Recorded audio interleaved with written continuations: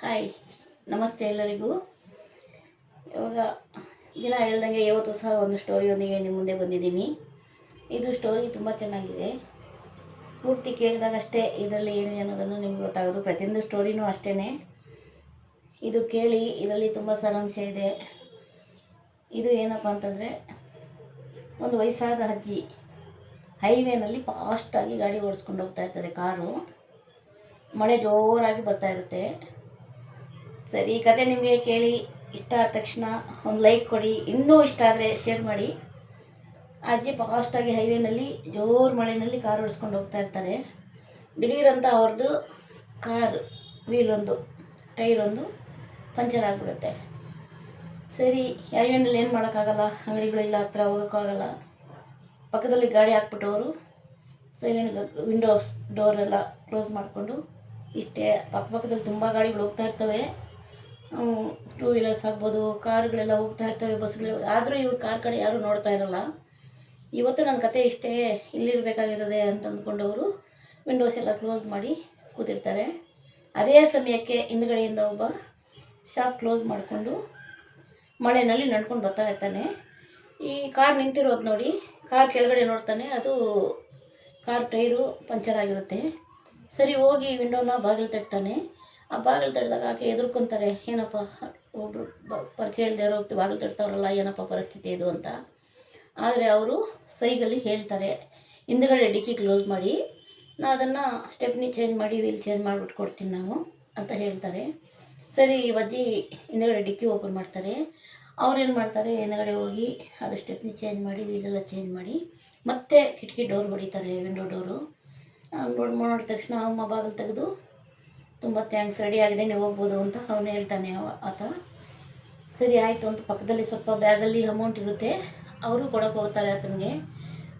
ಈ ಸಮಯದಲ್ಲಿ ಬಂದು ದೇವ್ರ ಥರ ಹೆಲ್ಪ್ ಮಾಡಿದೀಯ, ನನಗೆ ಸ್ವಲ್ಪ ಅಮೌಂಟ್ ತಗೊಳ್ಳಿ ಅಂತ ಕೇಳ್ತಾನೆ. ಇಲ್ಲಮ್ಮ, ಅಮೌಂಟ್ ಎಲ್ಲ ಬೇಡ ನನಗೆ, ಪರವಾಗಿಲ್ಲ ಅಂತಾನೆ.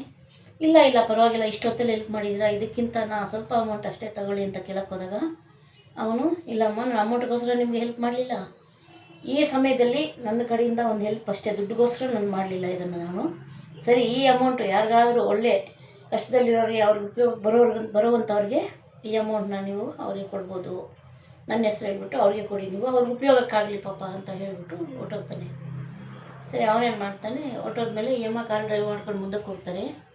ಮುಂದಕ್ಕೆ ಹೋದ್ಮೇಲೆ ಏನಾಗುತ್ತೆ, ಅಲ್ಲೊಂದು ರೆಸ್ಟೋರೆಂಟ್ ಬರುತ್ತೆ, ಹಸಿವಾಗ್ತಾ ಇರುತ್ತೆ, ಊಟಕ್ಕೆ ಅಂತ ಹೋಗ್ತಾರೆ. ಊಟಕ್ಕೆ ಹೋದಾಗ ಅಲ್ಲೊಂದು ಲೇಡಿ ಸಪ್ಲೈ ಕೊಡ್ತಾ ಇರ್ತಾರೆ ಎಲ್ಲರಿಗೂ.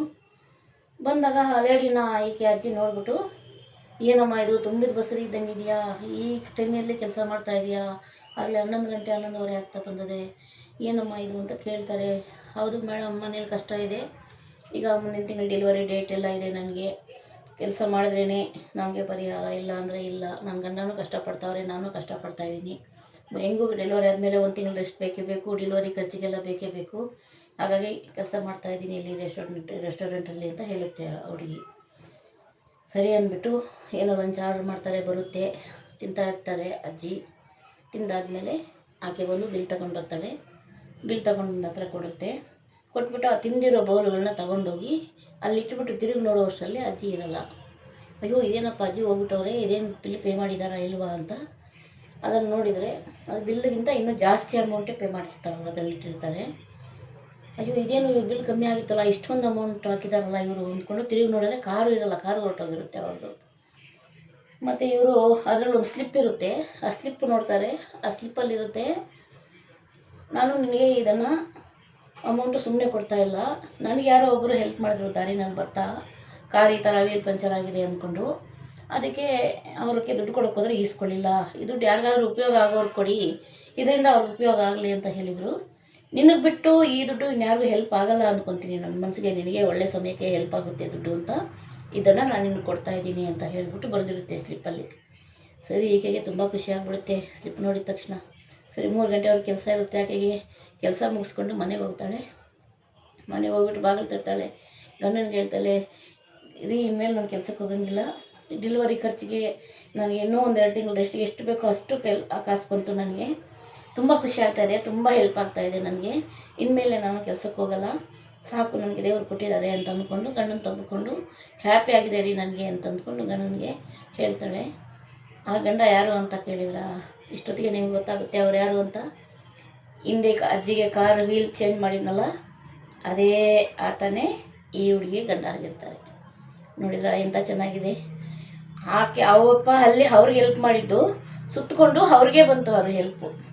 ಇದಕ್ಕೆ ಹೇಳೋದು ಸಹಾಯ ಯಾರಿಗೆ ಯಾವ ಥರದಲ್ಲಾದರೂ ನಾವು ಮಾಡಿರಲಿ ಅದು ಯಾವುದೋ ರೂಪದಲ್ಲಿ ನಮಗೆ ಸಹಾಯ ಆಗೇ ಆಗುತ್ತೆ. ಒಳ್ಳೆಯ ರೀತಿಲಿ ಮಾಡಿದ್ದು ಒಳ್ಳೆಯ ರೀತಿಯಲ್ಲೇ ನಮ್ಗೆ ಹಿಂದಿರುಗುತ್ತೆ. ಇವತ್ತು ನಾವು ಕಷ್ಟದಲ್ಲಿದ್ದವ್ರಿಗೆ ಸಹಾಯ ಮಾಡಿರ್ಬೋದು, ಅವ್ರ ಕೈಯಲ್ಲಿ ಕೊಡೋಕ್ಕಾಗ್ದೇನೂ ಇರ್ಬೋದು, ಯಾವುದೋ ಒಂದು ರೀತಿಯಲ್ಲಿ ದೇವರು ನಮಗೆ ಹೆಲ್ಪ್ ಮಾಡ್ತಾರೆ. ಇವತ್ತಿನ ಸಾರಾಂಶ ಈ ಕಥೆಯಲ್ಲಿ ಹೀಗಿದೆ. ಹಾಗಾಗಿ ಎಲ್ಲರೂ ಯಾರಿಗೂ ಈ ಥರ ಹೆಲ್ಪ್ ಮಾಡುವಂಥ ಮನಸ್ಸು ನೂರಕ್ಕೆ ಒಬ್ರಿಗೋ ಇಬ್ರಿಗೋ ಇರುತ್ತೆ ಹೊರತು ಎಲ್ರಿಗೂ ಇರೋಲ್ಲ. ಇದೇನು ಅಂತಂದರೆ what goes around comes back. ನಾವೇನು ಒಳ್ಳೆ ರೀತಿಯಲ್ಲಿ ನಾವು ಮಾಡಿರ್ತೀವಿ ಅದು ನಮಗೆ ಹಿಂತಿರುಗುತ್ತೆ. ಅರ್ಥ ಆಯ್ತಾ ಸ್ನೇಹಿತರೆ? ಈ ಸ್ಟೋರಿ ನಿಮ್ಗೆ ಇಷ್ಟ ಆಗಿದೆ ಅಂದ್ಕೊತೀನಿ. ಈ ಸ್ಟೋರಿನ ಈಗಾಗಲೇ ಕೇಳಿದರೆ ನೀವು ಇಷ್ಟ ಆಗಿದರೆ ಒಂದೇ ಒಂದು ಲೈಕ್ ಕೊಡಿ. ಇನ್ನೂ ಇಷ್ಟ ಆಗಿದರೆ ಇನ್ನೂ ಅನೇಕರಿಗೆ ಶೇರ್ ಮಾಡಿ. ನಿಮ್ಗೆ ಗೊತ್ತಿರೋರಿಗೆ ನಿಮ್ಮ ಮುಖಾಂತರವಾಗಿ ಮಕ್ಕಳಿಗಾಗ್ಬೋದು ದೊಡ್ಡವರಾಗ್ಬೋದು ನಾನು ಹೇಳ್ತಾ ಇರುವಂಥ ಸಣ್ಣ ಸಣ್ಣ ಸ್ಟೋರಿಗಳನ್ನು ಅವರಿಗೆ ಹೇಳ್ತಾಯಿರಿ. ಅವಳಿಗೂ ಎಷ್ಟೋ ಅರ್ಥ ಆಗುತ್ತೆ ಅವ್ರಿಗೆ. Thank you.